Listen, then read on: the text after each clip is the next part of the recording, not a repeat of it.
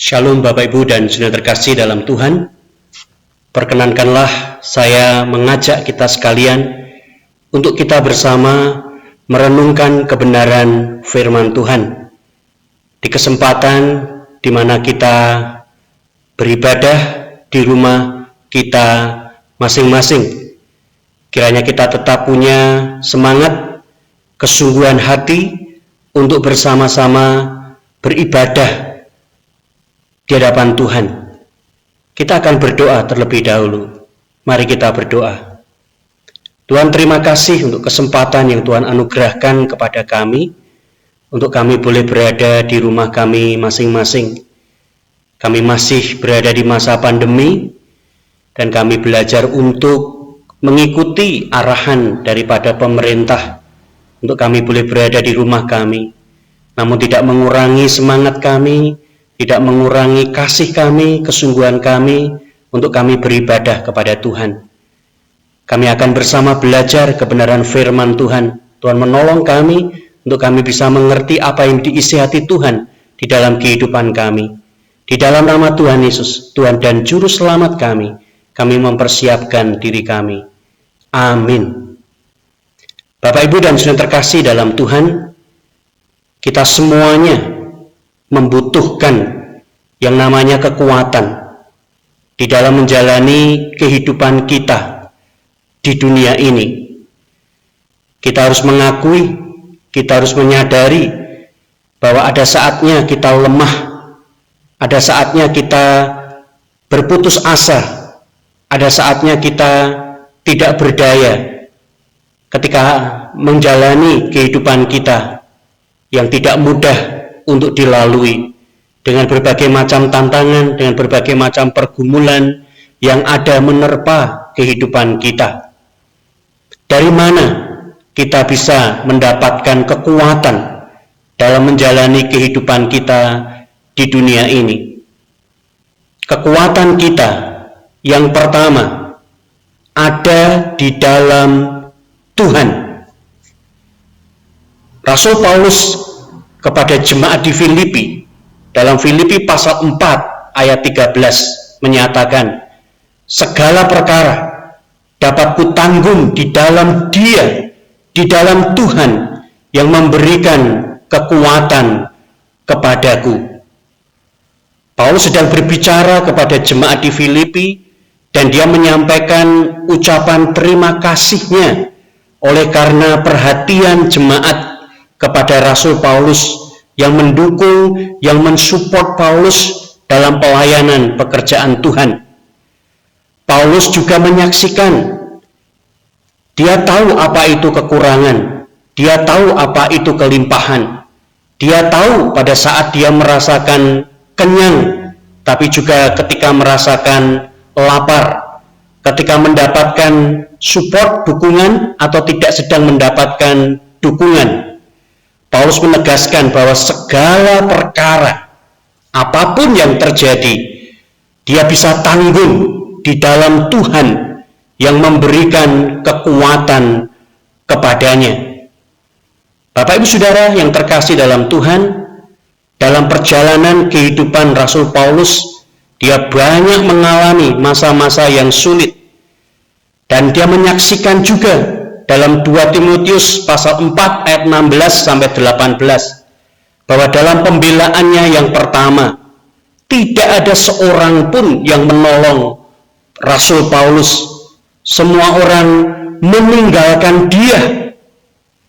Tetapi Paulus dengan tegas menyatakan dan menyaksikan, tetapi Tuhan, Dia mendampingi aku, Dia menguatkan aku, dan Dia akan melepaskan dan menyelamatkan aku.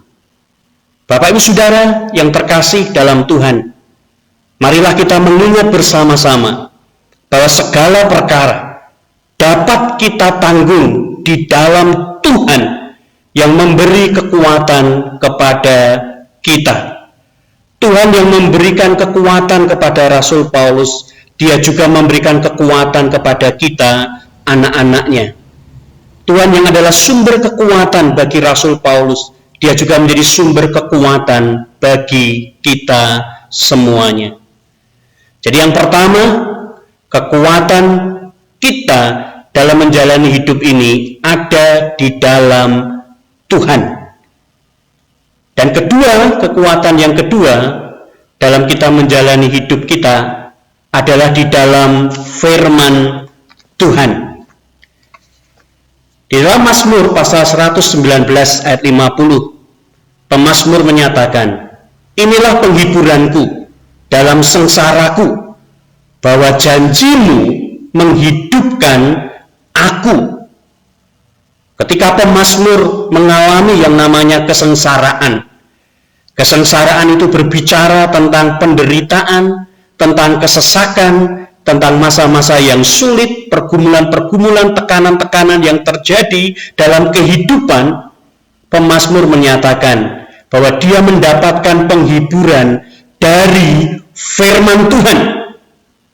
Dan janji-janji firman Tuhan itulah yang menghidupkan dia, yang menghiburkan, yang meneguhkan, yang memberikan kekuatan dan pengharapan. Bapak Ibu Saudara yang terkasih dalam Tuhan, di dalam Alkitab ini kita bisa menemukan beribu-ribu janji Tuhan. Kita bisa memegangnya di dalam kehidupan kita. Apapun situasi, kondisi, masalah yang ada, firman Tuhan adalah jawaban bagi setiap persoalan kehidupan kita. Beberapa contoh janji-janji daripada kebenaran firman Tuhan kita bisa melihat di dalam Yesaya pasal 54 ayat 10. Sebab biarpun gunung-gunung beranjak dan bukit-bukit bergoyang, tetapi kasih setiaku tidak akan beranjak daripadamu, dan perjanjian damaiku tidak akan bergoyang, firman Tuhan yang mengasihani aku. Kasih setia Tuhan tidak akan pernah beranjak, tidak akan pernah berubah. Sekalipun gunung-gunung beranjak, bukit-bukit bergoyang, ketika apa yang terjadi begitu menyesakkan, tetapi janji-janji Tuhan dan kasih setia Tuhan kekal untuk selamanya dan sampai selama-lamanya. Kita juga bisa melihat dalam Yeremia 29 ayat 11, sebab aku ini mengetahui rancangan-rancangan apa yang ada padaku mengenai kamu. Demikianlah firman Tuhan, yaitu rancangan damai sejahtera dan bukan rancangan kecelakaan, untuk memberikan kepadamu hari depan yang penuh harapan. Rancangan Tuhan bagi kita anak-anaknya adalah rancangan damai sejahtera yang memberikan hari depan yang penuh dengan pengharapan. Bapak Ibu Saudara yang terkasih dalam Tuhan, sangatlah penting bagi kita semuanya untuk mengerti kebenaran firman Tuhan. Dan ketika kita mengerti apa yang Tuhan firmankan, kita bisa memegangnya di dalam perjalanan kehidupan kita. Itulah yang menghidupkan kita. Saya mengajak kita sekalian, di tengah-tengah kesibukan, rutinitas, dan aktivitas kehidupan kita, jangan lupa untuk setiap hari meluangkan waktu sejenak. Untuk apa? Untuk kita membaca, merenungkan, dan mempelajari firman Tuhan. Kekuatan kehidupan kita dalam menjalani kehidupan di dunia ini ada di dalam firman Tuhan. Sekarang ini kita masih di masa pandemi. Ada masa yang tidak jelas, ada masa yang tidak menentu, yang tidak bisa diprediksi. Ketakutan, kekhawatiran, kegelisahan meliputi kehidupan banyak orang di dunia ini. Di Indonesia, di kota Salatiga, kita perlu sungguh-sungguh mengerti apa yang Tuhan sampaikan melalui kebenaran firman-Nya, sehingga kita beroleh penghiburan, kekuatan, dan damai sejahtera. Bapak Ibu Saudara terkasih dalam Tuhan, kekuatan kita yang ketiga dalam menjalani kehidupan kita di dunia ini ada di dalam yang namanya semangat. Semangat itu berbicara tentang kegembiraan, gairah di dalam batin, kekuatan yang dari dalam. Amsal pasal 18 ayat 14 menyatakan, orang yang bersemangat itu dapat menanggung penderitaannya, tetapi siapa dapat memulihkan semangat yang patah? Penulis kitab Amsal ingin menegaskan pentingnya orang itu memiliki semangat dan menjadi orang yang bersemangat. Karena ketika orang memiliki semangat dan menjadi orang yang bersemangat, dia dapat menanggung penderitaannya. Bapak Ibu Saudara yang terkasih dalam Tuhan, ada yang menyatakan bahwa semangat itu bisa berfungsi bagaikan bahan bakar yang membuat kita bisa terus maju. Para ahli psikologi juga menyatakan jika semangat hidup ada pada seseorang, maka ia telah dapat mengatasi separuh dari semua persoalannya. Itulah pentingnya semangat, memiliki semangat dan menjadi orang yang bersemangat. Tapi kita harus menyadari, kadang-kadang sewaktu-waktunya semangat kita bisa kendor, semangat kita bisa patah. Orang Jawa bilang kita ngelokro dengan apa yang sedang terjadi di dalam kehidupan kita. Yesaya pasal 40 ayat 29 firman Tuhan mengatakan, Dia, Tuhan, memberi kekuatan kepada yang lelah dan menambah semangat kepada yang tiada berdaya. Kita punya Tuhan yang tahu persis bagaimana keadaan kehidupan kita, kelemahan-kelemahan yang ada dalam diri kita, bahkan juga keputusasaan yang ada dalam diri kita, masalah-masalah yang membuat kita lelah, membuat kita tidak berdaya. Tetapi Tuhan, Dia memberi kekuatan kepada yang lelah dan menambah semangat kepada yang tiada berdaya. Bapak Ibu Saudara yang terkasih dalam Tuhan, jangan sampai semangat kita patah. Kita harus memiliki yang namanya semangat dan menjadi orang yang bersemangat. Perhatikan, di masa pandemi ini banyak sekali nasihat-nasihat, pesan-pesan yang disampaikan kepada mereka yang sedang mengalami situasi yang sulit. Pesannya apa? Semangat, semangat, dan semangat. Bapak Ibu Saudara yang terkasih dalam Tuhan, Tuhan tidak pernah janji langit itu akan selalu biru, tetapi Dia berjanji untuk selalu menyertai. Tuhan tidak pernah janji jalan itu akan selalu rata, tetapi Dia berjanji memberikan kekuatan. Untuk itu apapun yang terjadi, jangan pernah menyerah, jangan pernah berputus asa.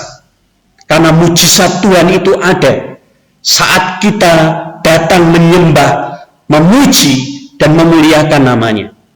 Jangan pernah menyerah, jangan berputus asa. Mujizat Tuhan ada bagi yang setia dan percaya.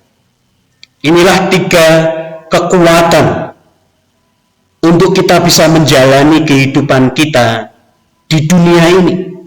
Kehidupan yang tidak pernah lepas, tidak pernah sepi dari masalah, dari tantangan, dari pergumulan, apalagi di masa pandemi ini.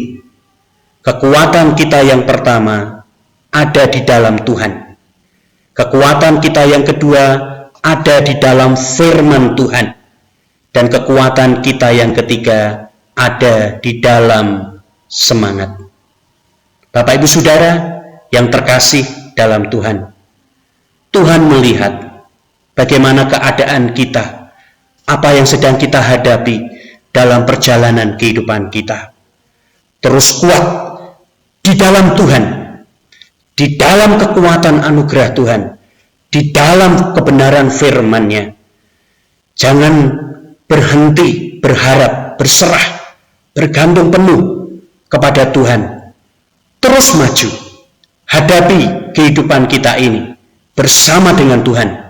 Kita semuanya cakap untuk menanggung segala sesuatu.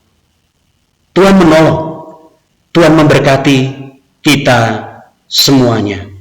Mari kita berdoa.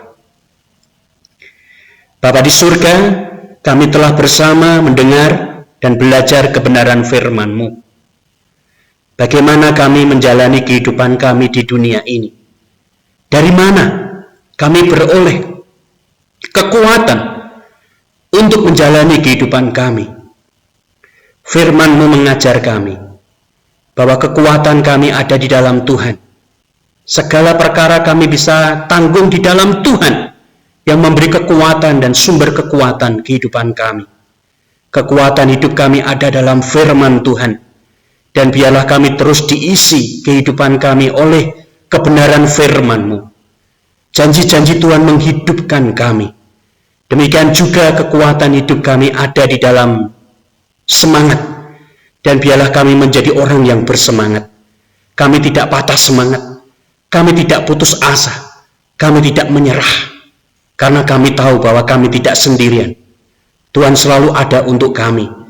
Tuhan selalu menyertai kehidupan kami. Walaupun badai silih berganti menerpa kehidupan kami. Kuatkan dan teguhkanlah kami semuanya ya Tuhan.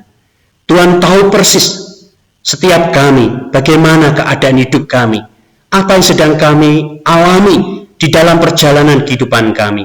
Kuatkanlah kami, hiburkanlah kami, teguhkanlah kami, dan bawalah kami semuanya untuk bisa melewati apa yang terjadi dalam kehidupan kami, di dalam anugerah Tuhan yang memberikan kekuatan kepada kami semuanya. Terpujilah nama-Mu Bapa, kekal untuk selamanya dan sampai selama-lamanya. Bapak Ibu Saudara yang terkasih dalam Tuhan, Tuhan memberkati kita semuanya. Tuhan memberkati kita dengan berkat secara jasmani di masa pandemi ini, dalam situasi ekonomi yang sulit. Tuhan menyediakan, Tuhan mencukupi apa yang keperluan kebutuhan kehidupan kita. Tidak ada di antara kita yang berkekurangan, tidak ada di antara kita yang meminta-minta, karena pemeliharaan Tuhan begitu luar biasa bagi kita semuanya.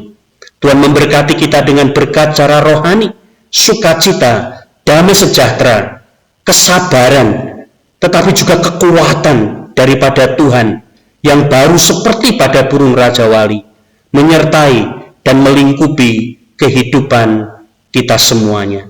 Kita mengakhiri ibadah kita berdoa sebagaimana Yesus ajarkan dalam doa Bapa kami. Bapa kami yang di surga, dikuduskanlah nama-Mu. Datanglah kerajaan-Mu, jadilah kehendak-Mu di bumi seperti di surga.